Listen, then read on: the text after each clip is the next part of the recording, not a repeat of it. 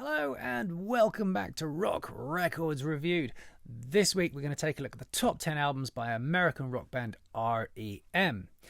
R.E.M. formed in Athens, Georgia in 1980. Athens, of course, also the home of the B-52s and Pylon and quite a few other bands. R.E.M. were four university kids inspired by the Byrds and Big Star and Mott the Hoople and the Beatles.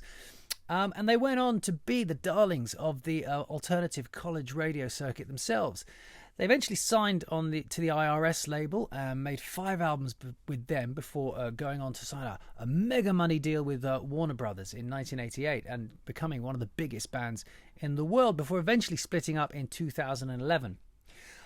Many of the bands I've covered on Rock Records Reviewed were had their prime a little bit before my time, because clearly I'm still a spring chicken. But R.E.M. in many ways were one of the bands I grew up with, so I know these records very, very well. They were coming out as I was in the in the glorious throes of record buying youth.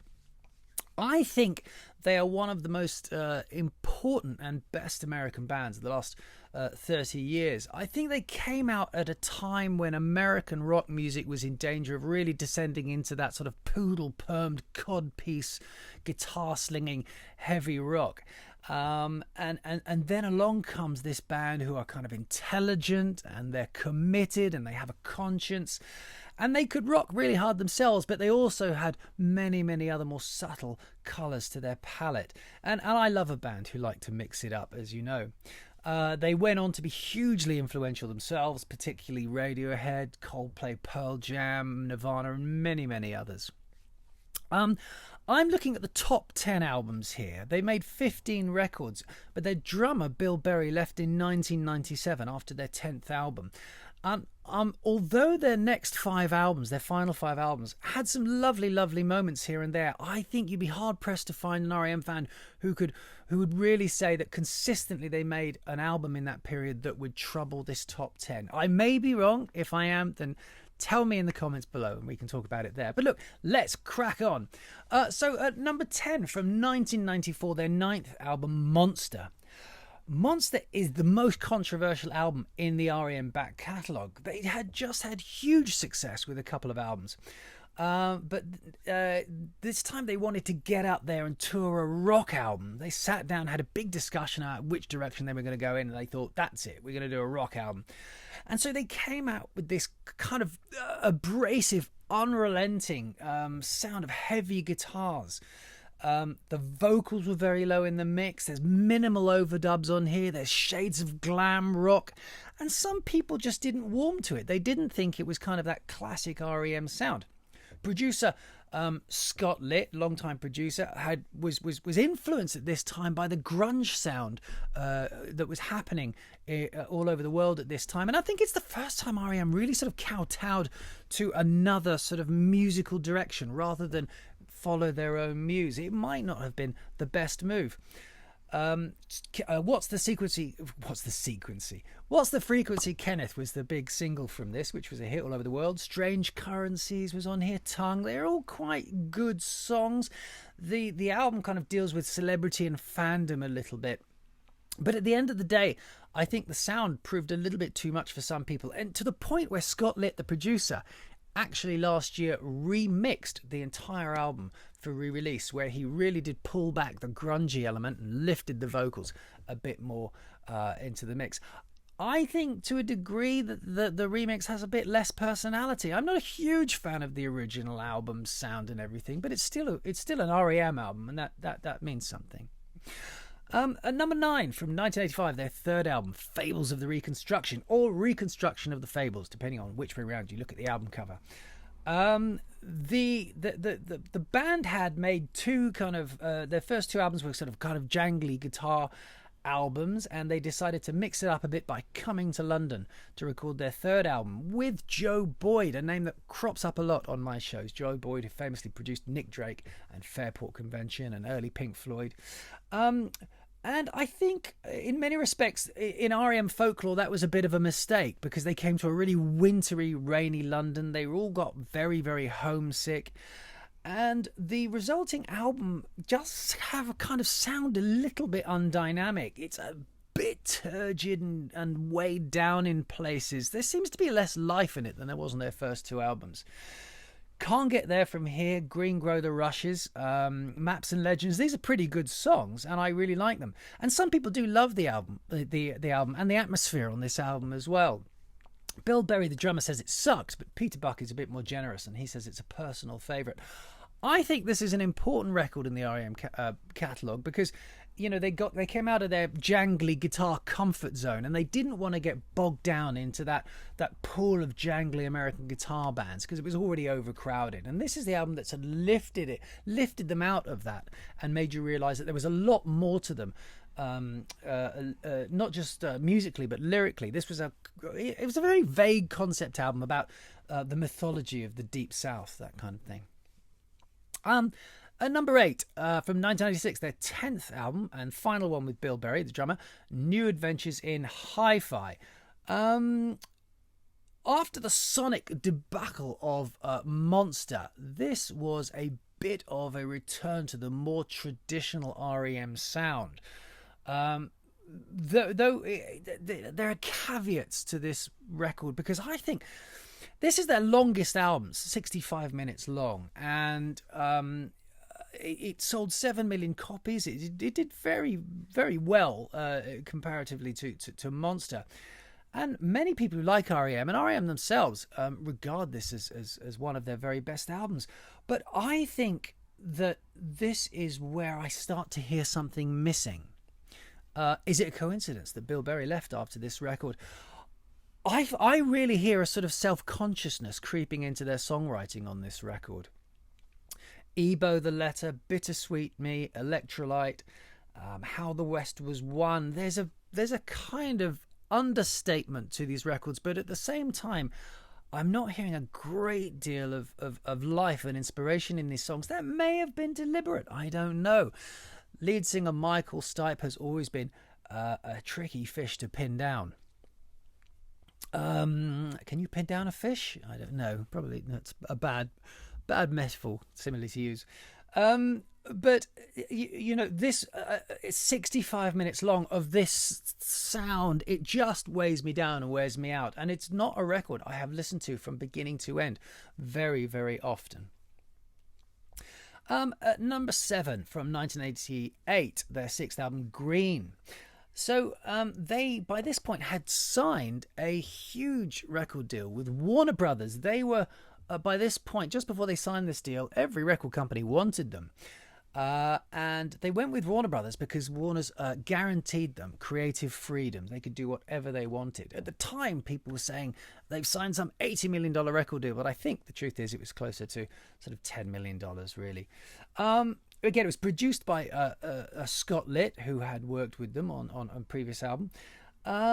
And they didn't let Warner Brothers down. This is a strange old record because they went in and they mixed it up, and sometimes they played each other's instruments. Peter Buck, the guitarist, would play bass, and Mike Mills, the bass player, would sometimes play drums, and they just mixed the whole thing up and had some fun with it. But at the same time, they had a responsibility. They knew they had to have some hit singles, so you've got these kind of hokey, daft songs on here like Pop Song 89 and Get Up and Stand, but kind of sitting, I don't know if they're sitting that comfortably alongside far more overtly political and serious songs like World Leader Pretend and a big hit Orange Crush, which was about the napalm used in Vietnam. But this album was a big hit, and some of those songs were big songs. They toured this album everywhere. I saw them quite a few times on this tour. And the venues were a lot bigger, and this really was the sound of a band not just about to take over the world. This was the sound of a band taking over the world, because before long R.E.M. were all over the place and they were the critics' favourite. It sold 4 million copies, and I think Kurt Cobain said this was one of his top 50 albums of all time. Number 6 from 1984, their second album, Reckoning. So Reckoning is another jangly guitar record like their debut, but it perhaps a little bit rockier. The guitars are a little bit higher in the mix. It was written very, very quickly. The band had loads and loads of material ready for their second album. And this time they really wanted to capture their live sound, which they didn't feel they did with their debut album. This album really is, in every way, just as good as their debut. IRS wanted more of a commercial album. But R.E.M hate to be pushed in the studio. They like to take things at their own pace. And what they did with this album is, because IRS was meddling so much, saying, give us a hit single, give us a hit single, they decided to record it very, very quickly, so fast that the record company execs wouldn't have time to get in there and meddle with what they were doing. There's some fantastic songs on here: Pretty Persuasion, South Central Rain, Don't Go Back to Rockville. It's very much more of the same as their first album. Just as many tunes, just as many lovely jangly Peter Buck riffs. It's, like I said, perhaps a bit rockier, but the sales were very, very similar. So in some ways they were treading water, and that, I think, is perhaps what made them go to London to record their third album, to get a different sound. From 1983, in fifth place, their first album, Murmur, the album that preceded the one we've just talked about. So they had made an EP called Chronic Town, fantastic EP, which you must check out if you are an R.E.M fan and haven't heard it. And it was clear that college rock radio had new heroes. The jangly guitars, the indecipherable singing from Michael Stipe, the cryptic lyrics. What did they mean? Were they profound? Were they meaningless? Well, they were a bit of both, really. And some great playing. One of the lovely things about R.E.M in the post-punk context is they could really play compared to a lot of the earlier punk bands from the original movement. Produced by Mitch Easter, they very specifically wanted this to have no synthesizers on here, no guitar solos, because they didn't want to date the music like synths and guitar solos can often do. Full of great songs like Radio Free Europe, Perfect Circle, Pilgrimage, the beautiful Talk About the Passion. The album, by word of mouth and through college radio, eventually sold 500,000 records, which is not bad for a debut at all, and went to number 8 on Rolling Stone's Best Album of the 80s. But as their debut, an absolutely essential album for anyone looking to get into R.E.M. And as so often with these lists, it is this top 5 that I suggest you really go and check out if you're new to them. And number 4, from 1987, their fifth album, Document. And this really was their breakthrough album. It was their first platinum album, produced by Scott Litton. He really brought this dynamic... This was the first album they'd done with Scott Litton. He brought this really dynamic production, polishing off the rough edges of their previous albums. There were a couple of really big hits from this. The One I Love, which is sort of an anti-love song, and It's the End of the World as We Know It, and I Feel Fine, which is just one of those fantastic stream of consciousness songs that you really wouldn't want to sing after a couple of pints. Side 1 of this is arguably one of the best sides of music in the whole R.E.M. catalogue. The band by now is overtly more political. They're addressing, songs like Disturbance at the Heron House, Exhuming McCarthy. They may have been just as political in the early days, but the nature of their recording process is you couldn't really hear a lot of the things that Michael Stipe was singing about. This album, compared to the ones before, is clearly a step up in the care and attention that they're bringing to the production, and as such, that's why I think it took that step up to platinum sales and for the first time proper hit singles across the world. But at number 3 from 1991, their 7th album, Out of Time, and this was the first really mega selling R.E.M. album. 19 million copies and 3 Grammy Awards. So now we really are in the big time. And there's this lovely, very clear progress that R.E.M. made. And that's one of the things I think why I have affection for them, because I sort of got in on that journey fairly early on, and as I was getting older, the band was getting bigger and bigger, and I was, following that progress with great interest and excitement. Out of Time is best known for Losing My Religion, the mega single, the mandolin-led mega single that came out in 1991. But it's full of lovely tunes: Near Wild Heaven, radio song, Shiny Happy People, which the band are not that fond of, but I just think it's a bit of fun. Warner's must have been absolutely patting themselves on the back when this album, because it must have repaid their advance, R.E.M. advance, many times over. I love this album. It's a real summery record. This got a lovely feeling to it. Added that summer feeling is only just enhanced by the appearance of the B-52's Kate Pearson on backing vocals on quite a few of the songs. So it's got a lovely, breezy, summery atmosphere, which every time I listen to it, I transported back to what I was doing at the time, which I think was travelling across the States. It was. But anyway, you don't need to know that. Number 2, from 1992, the album that followed that, and in many ways kind of brother-sister album to Out of Time, and that's Automatic for the People, their 8th album. So this is the second album in that killer 1-2 knockout punch of records. And this is kind of like winter to Out of Time's summer, or night to Out of Time's day. This is a darker, more reflective album. There's songs here about loss and about nostalgia and mortality.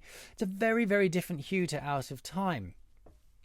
The songs on here, Drive, which is a very, very understated first single that came out, Night Swimming, Man on the Moon, and of course the huge hit Everybody Hurts, which speaks for itself. Half this album was singles. Half of this album. If you look at the track listing, it's amazing how many songs came out of this, and were released. The string arrangements are by no less than John Paul Jones from Led Zeppelin.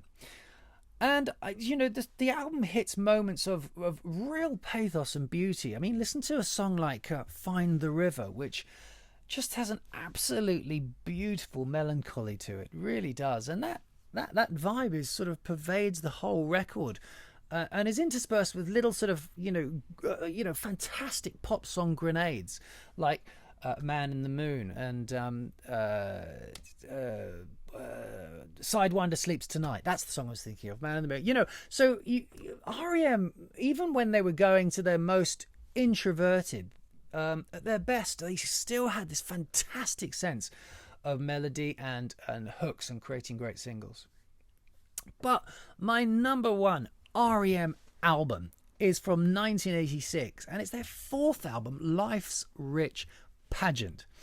Now that may surprise a lot of people, because I'm sure a lot of you like New Adventures in Hi-Fi or Out of Time and Automatic for the People, but I think this is the hidden gem in the R.E.M. catalogue. It was released just before the really big hit singles came along.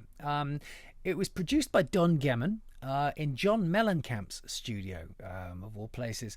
And compared to this first 3 albums, the jangly one and this sort of lo-fi Fables of the Reconstruction, this is a much, much harder rock sound, but it's tinged with a kind of an acoustic Americana and a sweeping imagery of American landscape and history. And I think that's a really, really powerful mix. It's still very raw as well. It doesn't have the polished edges of Document and most of the albums that followed.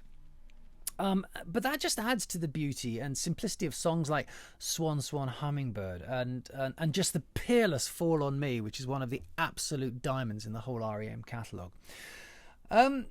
You've got Begin the Begin, opens the album, which it just rocks, and it's got grunge and it's got glam to it. And you've also got These Days, I Believe, the fabulous Cuyahoga, and there's a great cover of Cleek's Superman on here, which was also released as a single along with Fall on Me. This is clearly the sound of a really, really special band beginning to find themselves after navigating those first 3 albums. And you just listening to this record, you just know they're one of those bands who have the potential and the intelligence to go on to great, great things. And that's exactly what they did. When they were finally given the opportunity by Warner Brothers, they absolutely just took flight and deservedly became one of the very, very best and most important bands of the next couple of decades.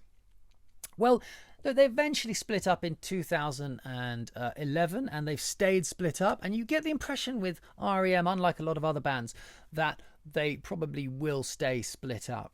They seem to have a lot of integrity like that.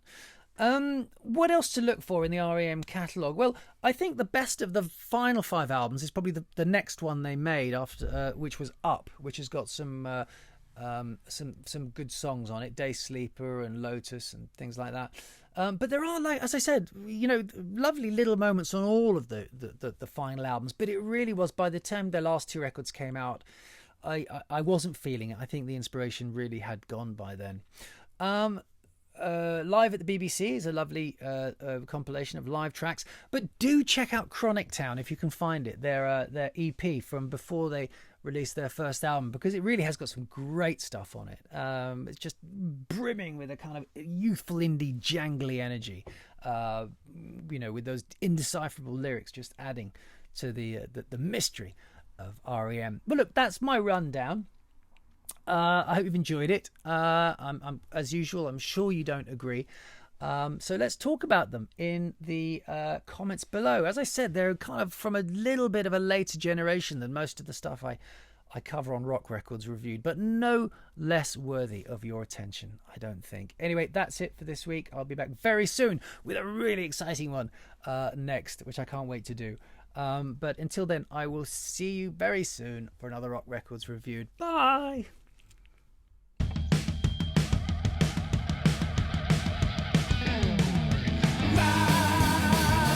Records Reviewed.